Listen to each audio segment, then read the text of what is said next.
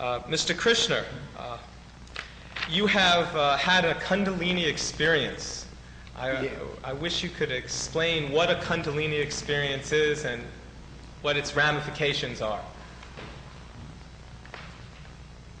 Before I start to describe my own experience, perhaps it would be better to give a little detail about what Kundalini means. We are not using the totality of the human brain.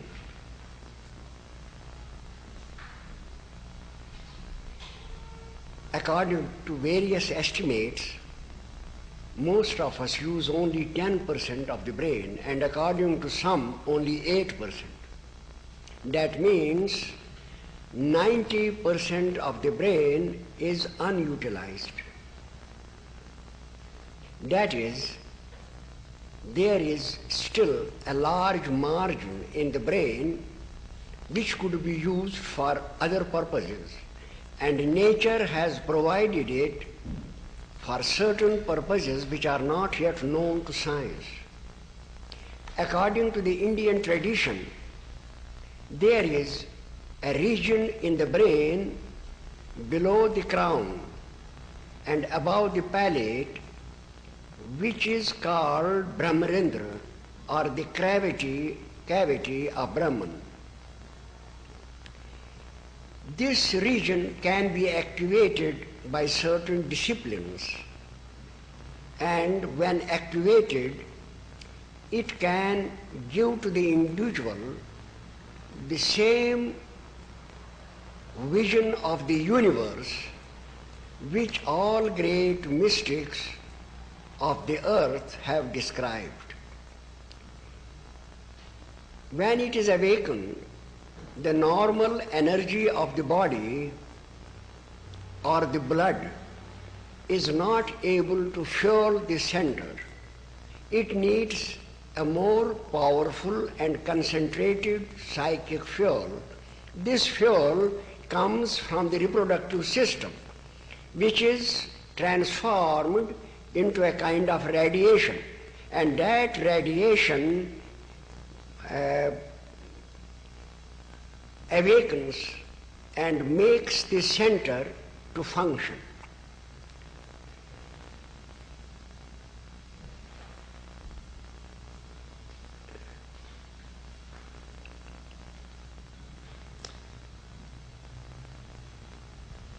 In my case, the awakening occurred at the age of 34 in 1937.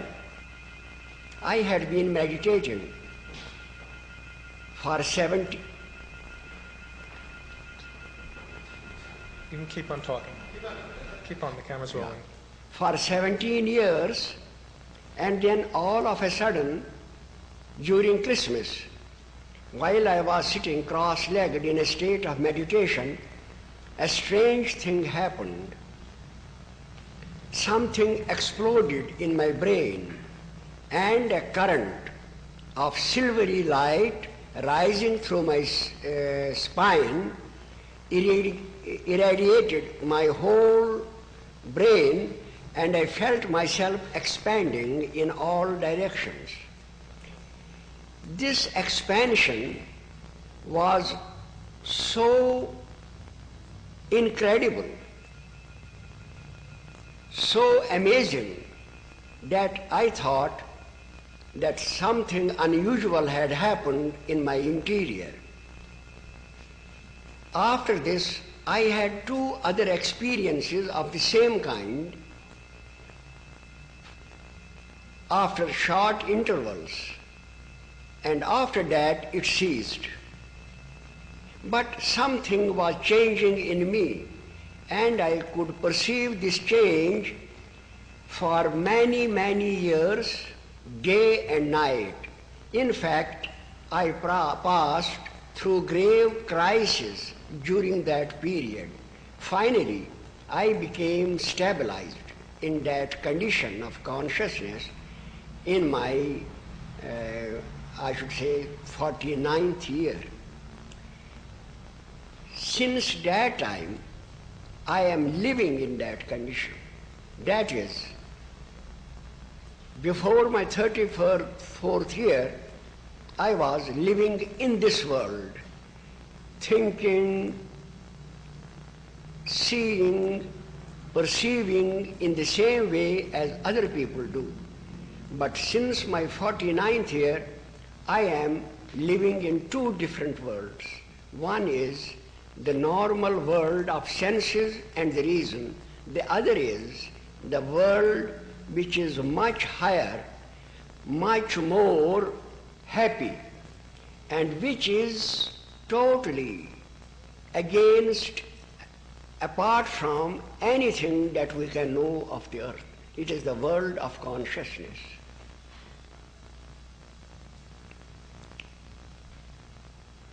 How do you see the world? In auras or lights?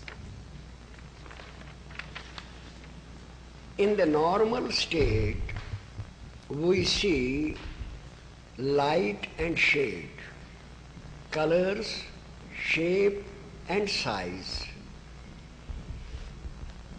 Also, we hear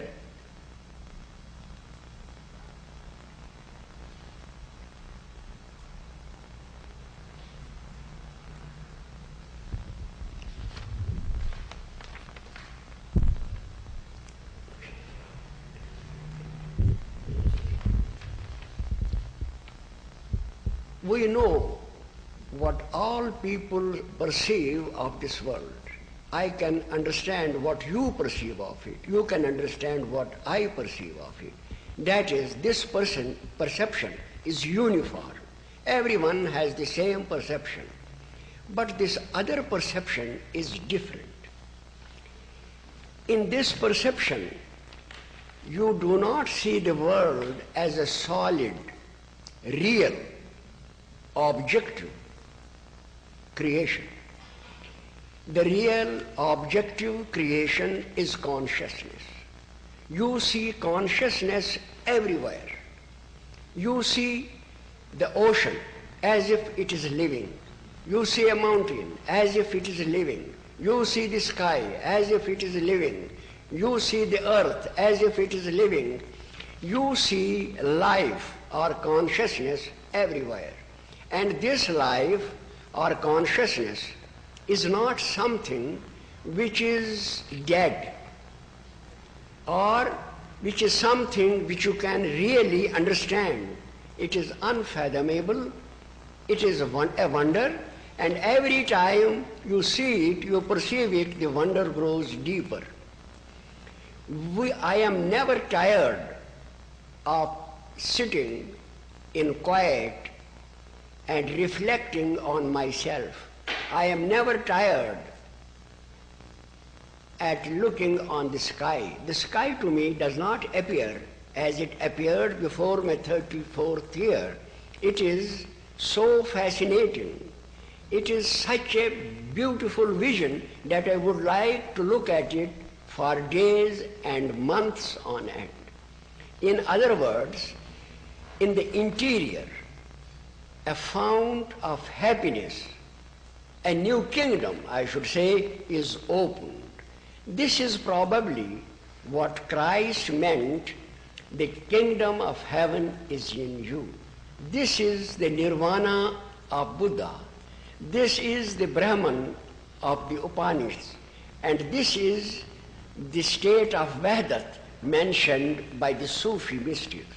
In fact, in this unitive state, what we perceive is consciousness in its majestic form, in its glorious form, and not consciousness as a point looking through the eyes or hearing through the ears, but a consciousness which has its own channels and which knows that it is the master and not the slave of the material forces, which knows that it is the creator, it is infinite, it is deathless.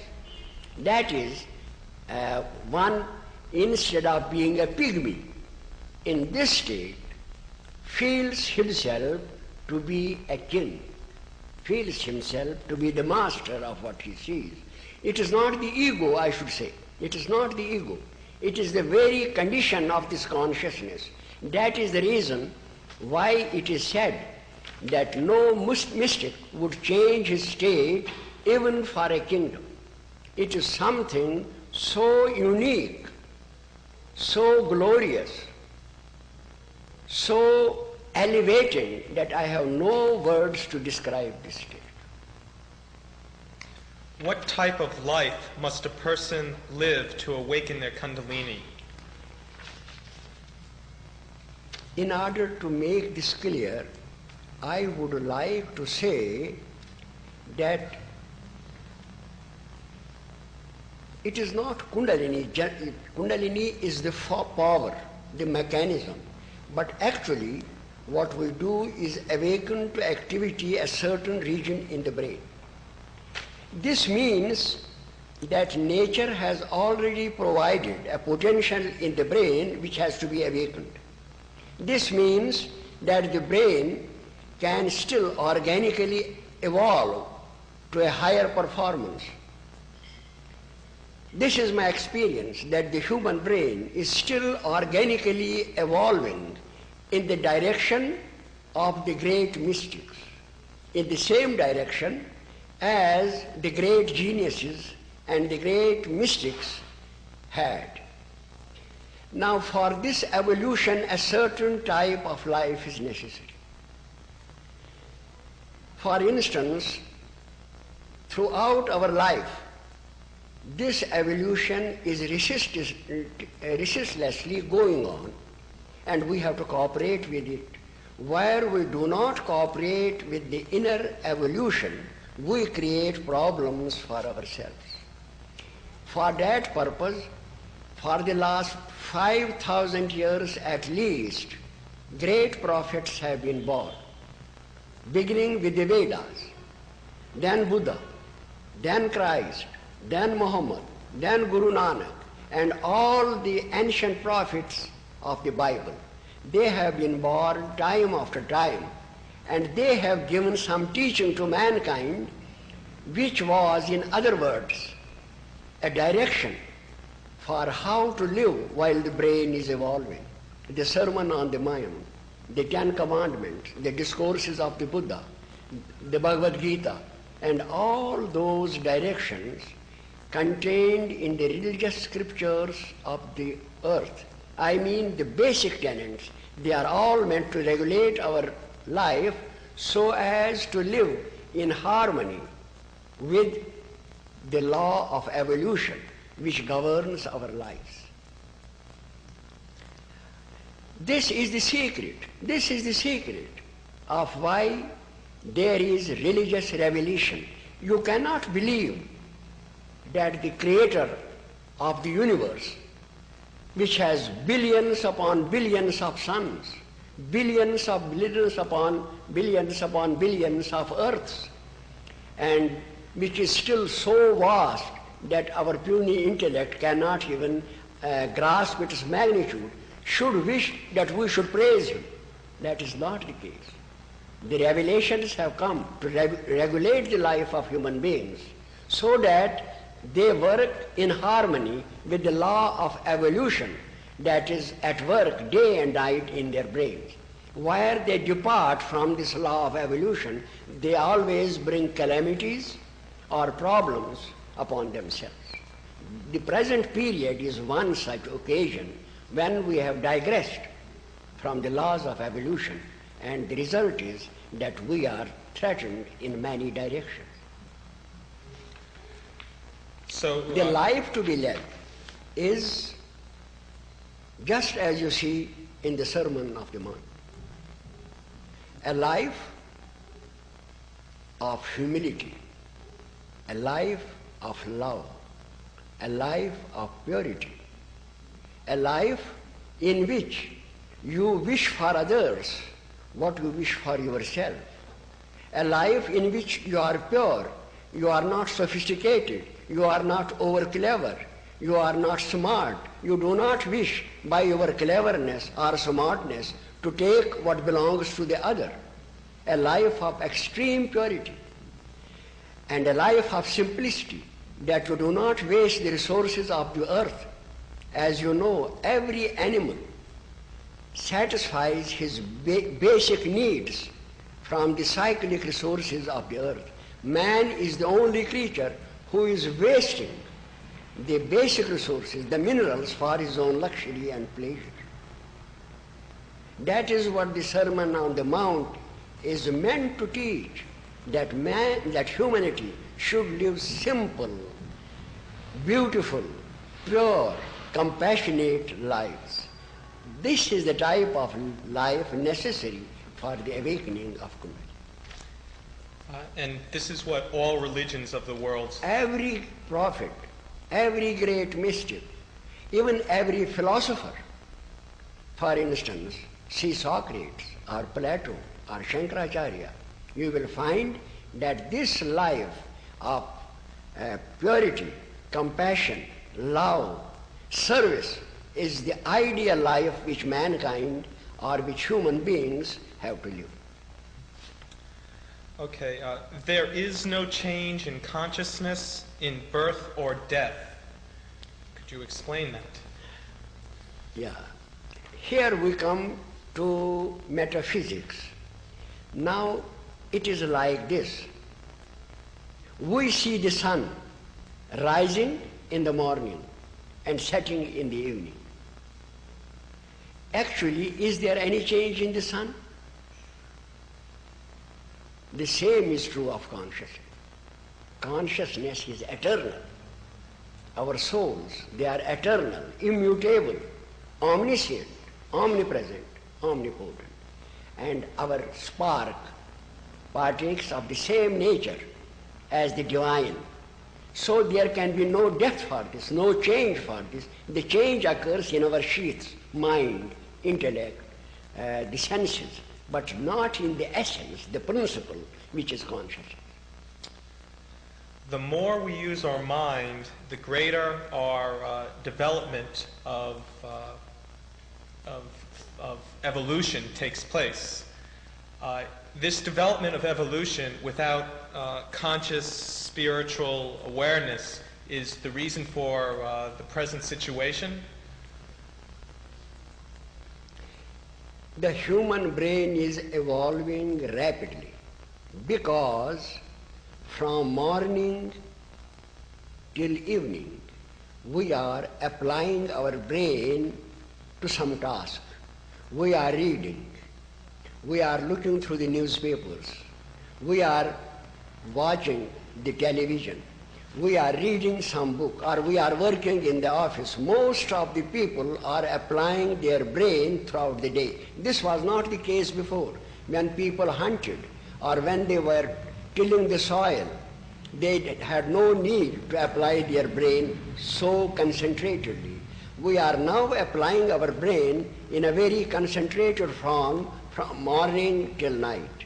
In other words, we are concentrating, we are meditating, though on material objects. The result is a rapid state of evolution.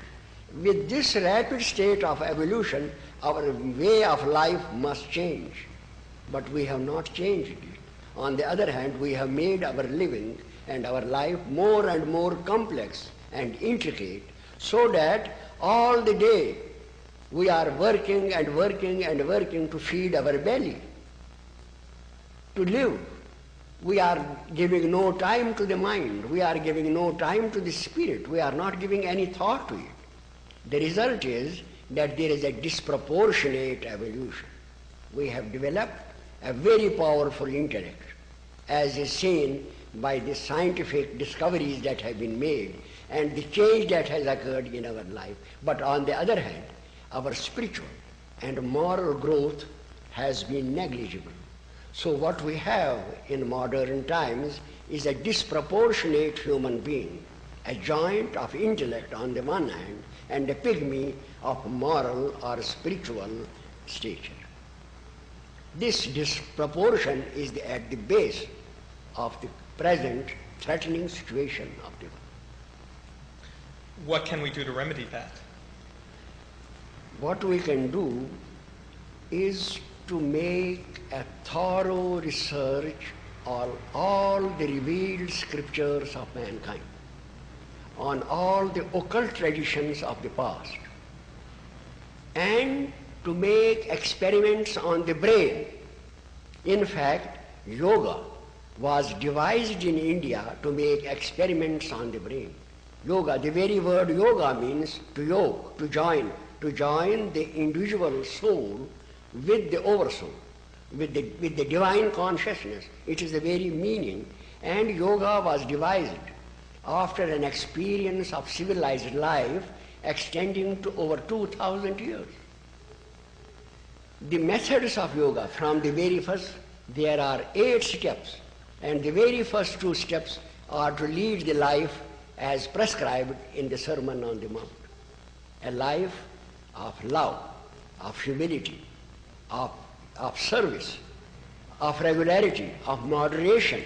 Nothing is denied. You have not to be an anchorite, you have not to be an ascetic, but you have to live like a human being with moderation, with temperance, not to imbibe poisons as we do. So it is this type of life which has to be led. But since the race, instead of living the life that is in conformity to the evolutionary processes, is leading the very opposite life, a life of luxury, life of prodigality, of wastage of the earth's resources, of pollution, creating a pollution around the planet. So nature's forces are now creating a situation in which either calamities occur which will change the direction of human life, or by their own sensible reaction they will change it themselves. Change has to occur in any case. And the research of this force is the most urgent task of our time. It is the most urgent. I have been saying it after observing my own state for at least 30 years. For 30 years I said nothing because I wanted to confirm that my experience was real experience and not a delusion, and that it is corroborated by ancient traditions. I made a study of those traditions and I found that my experience is in conformity to the ancient tradition. After that I wrote my first book. And now in my 80th year I solemnly say that this and this alone is the answer to modern crisis. The answer is like this because for the first time you know that the brain is evolving. At present science doesn't know it. There is complete darkness about it because you cannot see this evolution of the brain by external observation. You can then see only neurons and their connections. It has to be seen from internal observation by awakening this power. When this power is awakened, then you are able to observe the internal working of the brain, and that shows you that you are still awake, evolving. What do you propose? How do we investigate this? I think any sane government, any good government should first make research on the brain, the nervous system, the ancient religious traditions, the ancient occult tradition. After all, we have to understand that religion has been always a companion of man. We have evidence that man was religious even 200,000 years ago. The first relics found in Central Africa show that even those people were performing religious ritual. So it means religion has been always a part of human life. Why? What research have we made on it? We have made research on psychic phenomena, but no research on religious traditions and religious experience. That is the reason for the present, I should say, threatening situation of it. We have made no, and were we to devote as much time and resources as we devote to other scientific experiments, even to exploration of space, I think the results would be 100-fold more precious than the results of those investigations. And there were results which prove... The results will show, I can tell you in a brief word, the results will show that the human brain is still organically evolving, that certain lifestyles, certain ways of behavior and are necessary to live in conformity to the inner changes, and that religion came in time to guide mankind on this path. And it is this path that will lead us to the stars. It is our purpose to... It will lead humanity to this new dimension of consciousness. It will lead humanity to the goal which nature has assigned for her. It will lead humanity to a peaceful coexistence, to happiness, to long life, to much greater achievements than she has done even now. And probably also it may lead her to an exploration of the universe, to know more about the universe than she can do otherwise. How will this affect the political structure? How this will affect? The policies of governments. What will the ramifications? You see, I need not say it. The experiments will show what kind of life and what kind of an environment a human being must have to evolve completely in harmony with the law of evolution. There will be more freedom. And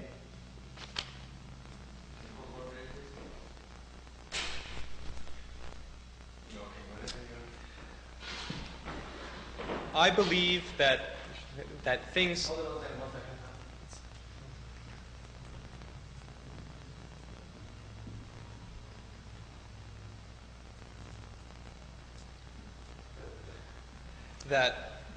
I believe that things happen not by chance, but purpose. There is a purpose to our life. There is a purpose to our existence.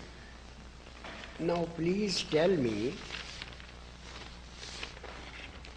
can such a vast creation be purposeless? Can such a vast creation come out of nothing?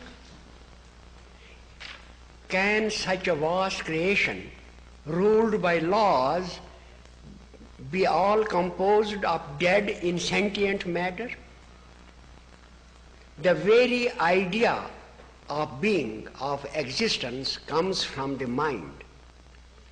A rock or a mountain or an ocean has no idea of existence. Hence, existence comes from intelligence. The author of the universe must be intelligent. If we have an intelligent creator, it can never be that there is no purpose in all this universe. There must be a purpose. And if there is no purpose in creation, how have we come to have purpose in ourselves? We do everything with a purpose. How has this purpose come? If there is no purpose in creation, how do we act on purpose?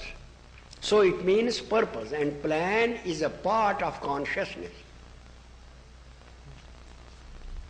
The very fact we build nuclear weapons is spiting nature's wrath. You've said that nature is very merciful, and nature will use the least amount of strength to put us back on the proper path. Can you elaborate on that, please? Unless nature were merciful, how would we be here? You see, this earth, inside the earth you have fire. It is a volcano inside, a burning inferno.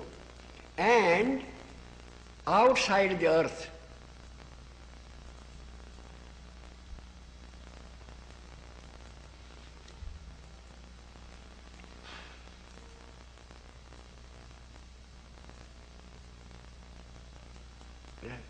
yeah. Now, inside the earth, you have fire. Outside the earth, you have fire.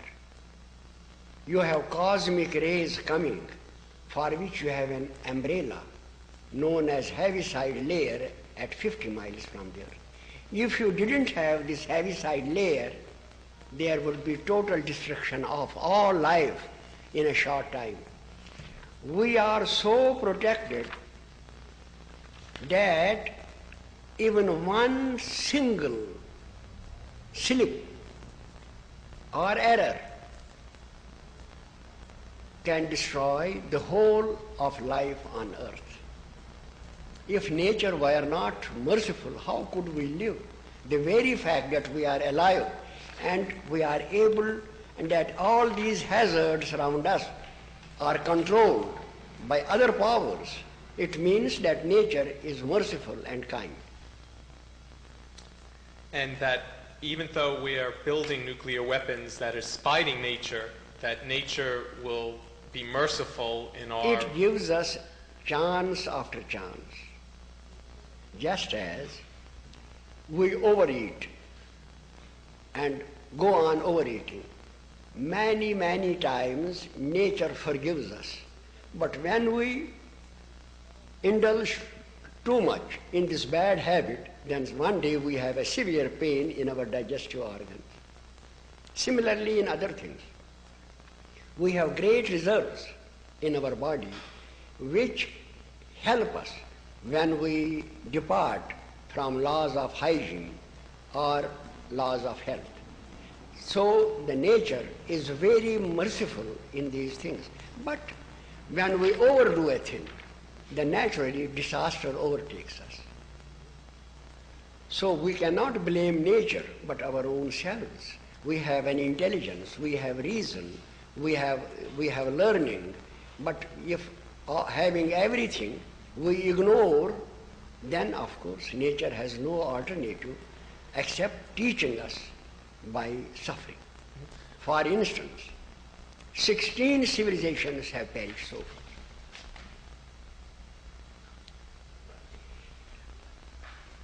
And we are not even aware what reasons prevailed that made those civilizations at the height of power to mingle with the dust.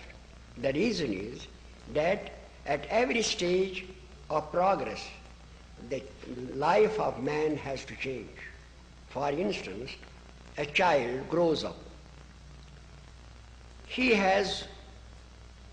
lives one kind of a life when he is infant, another kind when he is a child. His tastes, his activities change.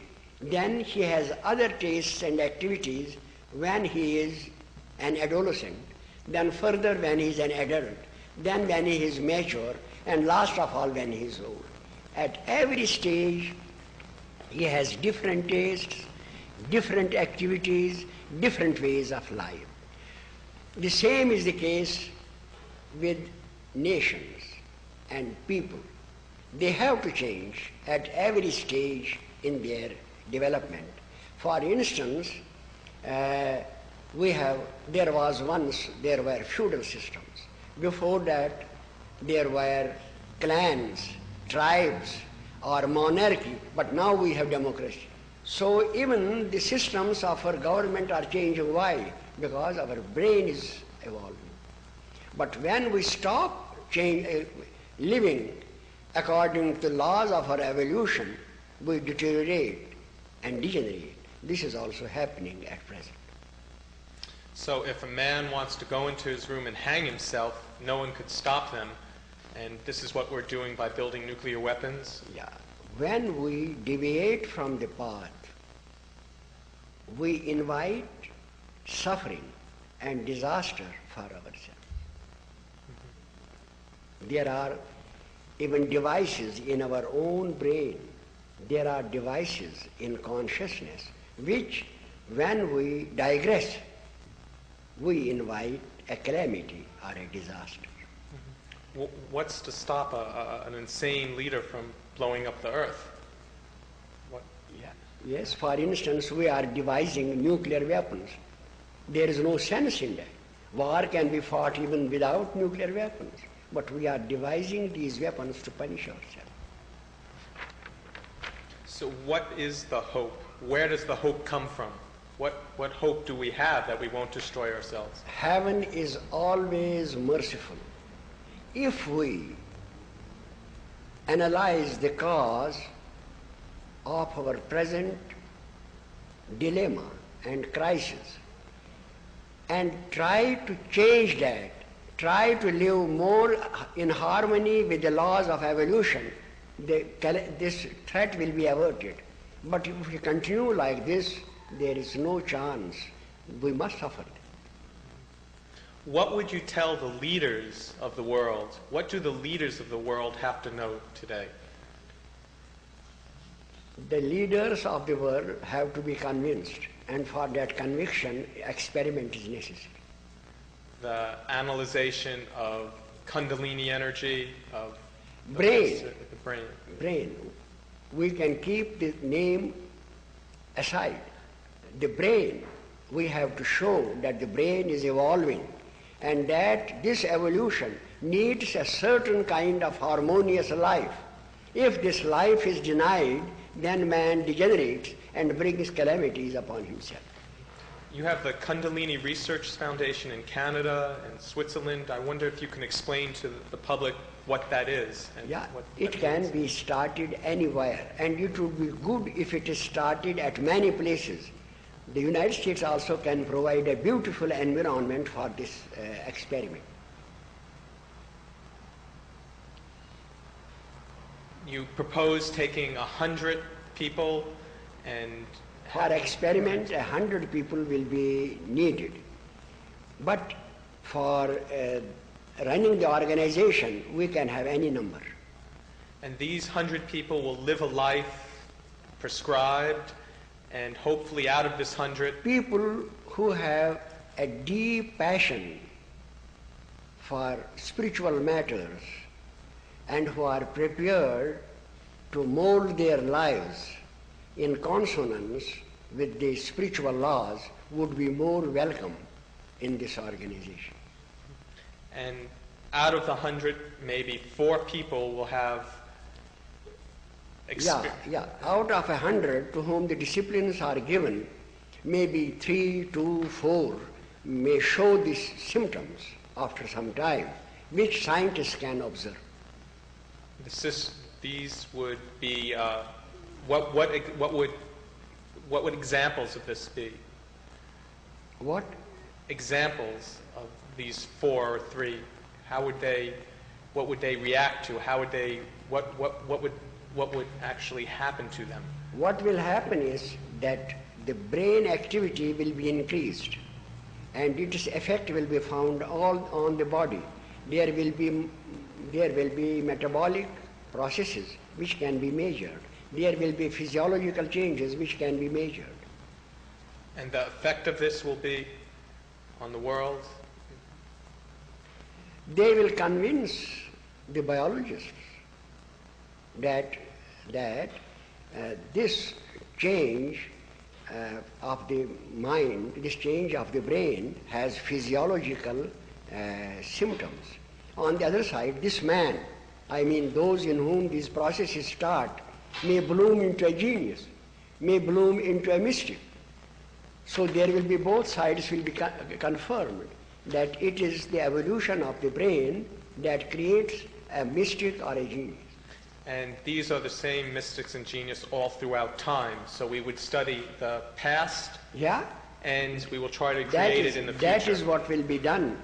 For the first time, we will study the religious and occult literature of the world with an aim to find how the brain evolves and what methods are needed to make it more active, so that the evolutionary processes become faster and some results are obtained in a short time.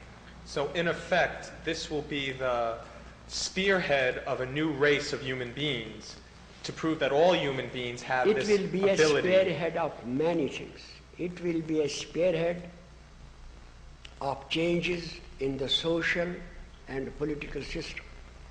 It will be a spearhead of, for the first time, bringing to the notice of the race that there is a potential in every human being which is the most precious asset that he has, and which can transform him into a mortal, into an immortal and eternal source of happiness. Is this what evolution has meant for humanity's destiny, and it is inevitable for this to take place? Beg pardon? Is this what evolution has meant for humanity? That humanity will evolve to a higher state of consciousness eventually? Man has come for this purpose. Otherwise, please consider it for a moment. One whole planet, the earth, and all its kingdom, mineral, animal, and everything is placed at his disposal. Why? Because man has to attain to other states of consciousness for which all these resources are needed by him. Otherwise, if it is a planned creation, it would be useless to put all this at his disposal if he has nothing to do, only to live like animals. It is because he has to reach to higher dimensions of consciousness that all this earth and all its resources have been placed at his disposal, and he has been granted an intelligence to make the best use of. Strong love from birth, a strong mother and father, a strong loving environment, a strong culture will help develop this? The attributes I can't say strong, but I can say that a more harmonious, more peaceful, more happy, more contented humanity will come out of this. And then in every generation there will be some people who have reached the higher dimension. They will be the rulers, political leaders, scientists and educationists. They will guide the race to rise higher and higher and higher. And we don't have a spiritual leader of that magnitude today.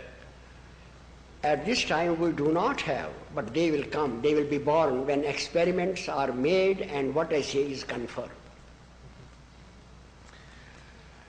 What's your wish for the children of the future? What type of, the children that are born, what type of life are they going to have? The children, the young children. Children should be brought up with the idea inculcated in them that the universe is ruled by an intelligent power, and that they must cultivate purity, honesty, truth, compassion, and live ideal lives. In that way they will conform to the evolutionary needs. That is the best thing we can do for the children. How can we help the people today that have been lost to drugs and have killed people, that are in jails? What can we tell them? What do they need to hear? When you place before them an alternative,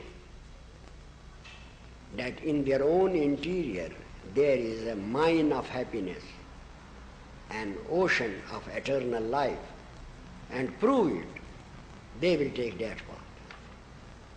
You must show them a better incentive.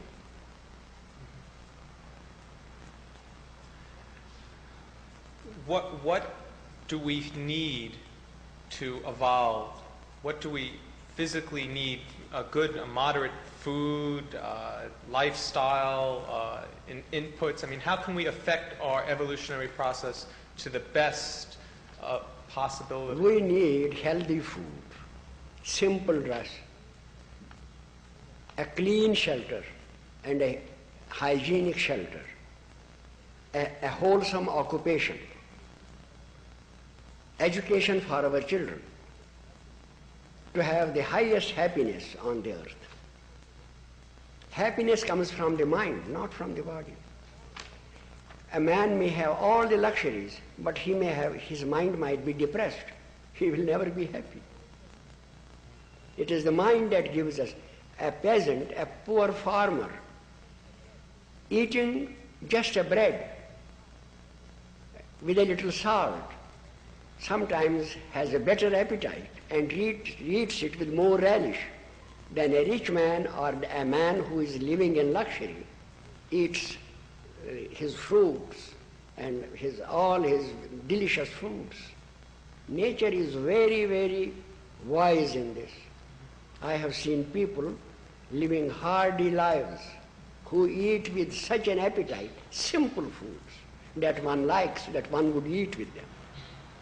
Is the biological basis of schizophrenic, manic depression, and genius and Kundalini spiritual awareness They are interrelated. Elaborate, please. You see, if we do not live a disciplined life, then the awakening of the center can be unhealthy. We know that many of the geniuses, perhaps most of them, have been mentally unhealthy, had one mental disorder or the other. This is due to the fact that they did not know how they had to live. Similarly, we have in schizophrenia many people who think they are poets, some who think they are spiritual geniuses, some who think they are in touch with God. That means a distorted vision of the same power. It means that their Kundalini, if that's the right word, is off balance, isn't being treated. It means that the system is not pure and that the energy is not working in a healthy way. It means that. Do you feel that there are other life forms beyond our life secular existence? Are there in the universe? There can be, in the universe, there can be different species of life, more intelligent than we are. It is a vast place and there can be thousands of species, different and more intelligent than we. Do you believe they have ever visited the earth or made contacts or are psychically in contact with I think we should first make the experiments. Before we... Yeah, and then we can ourselves understand where the experiment will lead. Mm-hmm. I don't wish to say anything which I cannot substantiate by proof. So I am sticking to this, that we should first see that the brain is evolving, which I have personally experienced, and that mystical experience is possible with these experiments, that genius is also a part of this energy.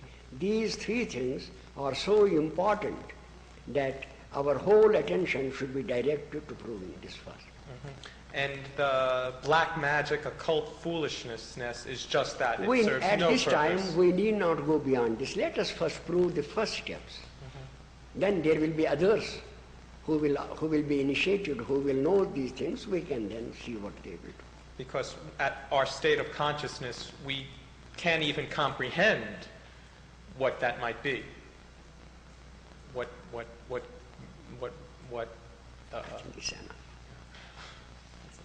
How can you please recite the last verse in the present crisis?